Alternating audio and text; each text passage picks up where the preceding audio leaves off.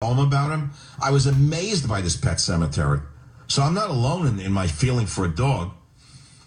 But now I get this. There's a guy I was a friend with for years. We were very close friends. And he left the area, moved away. And I heard that he had cancer. I haven't been in touch with him.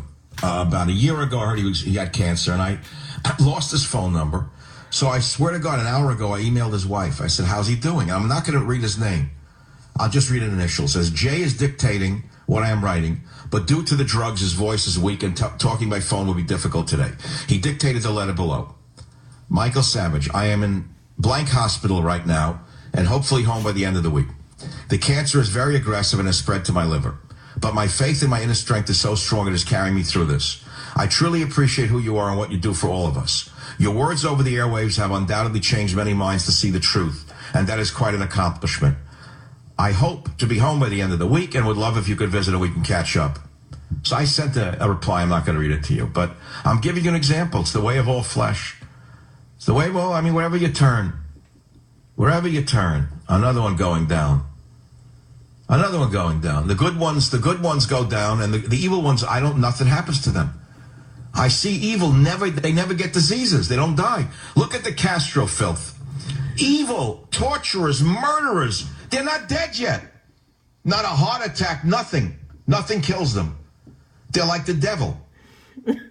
Like the devil, and the disease doesn't take them.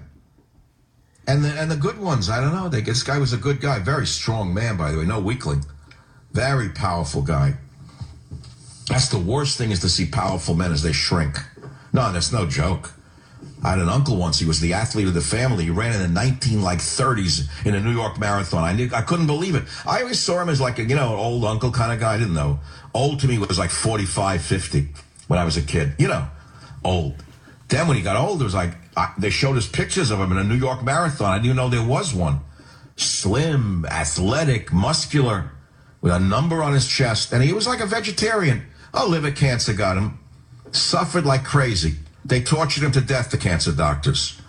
I went to that hospital. I'll never forget it as long as I live. And my aunt, the Russian I told you, who wouldn't trust the butcher to give her the meat, she trusted nobody because she was smarter than everybody. She'd go in the butcher store in the summer in the Catskill Mountains. When I can't even say his name because he could have relatives who could sue me. We'll say John the butcher. She'd pick out chopped meat a steak to chop up for chopped meat.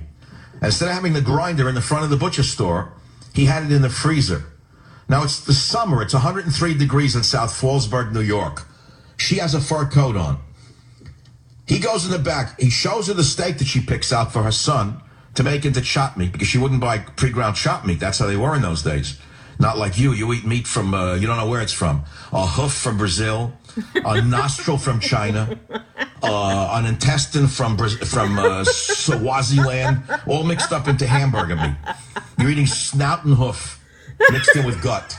So she picked the steak in the front of the butcher store, and this guy, and the same ethnic group, by the way. This is not ethnic this, ethnic that. Same ethnic group, spoke the same language. And he'd say to her, look at this beautiful steak. And he'd march into the freezer to grind it up. Now, I was the butcher boy. He didn't give her the steak. If anyone ordered a steak to grind up, he put it on the top shelf. He turned the machine on. So he had the machine working outside the freezer door. And he had pre-ground, like chuck, already ground up, waiting to give them.